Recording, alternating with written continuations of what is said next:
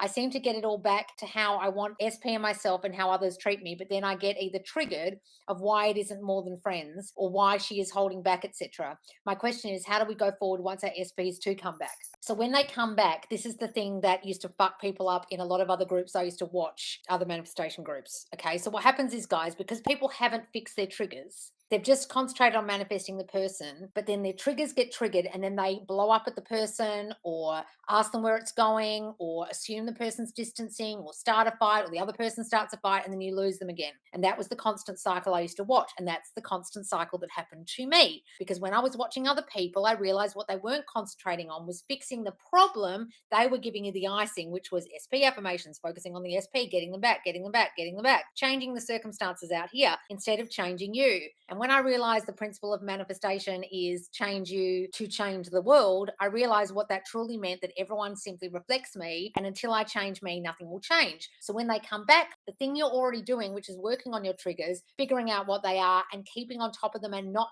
being triggered is the key. It's all very well to know what your triggers are, but it's not getting triggered in the 3D, muting yourself or allowing yourself to express a feeling about how you're feeling without blame. So, say your person's come back and they're acting distant. Instead of accusing them of acting distant, you can imagine them differently without saying anything, or you can express a feeling like, I love spending time with you, rather than saying, why don't you spend more time with me?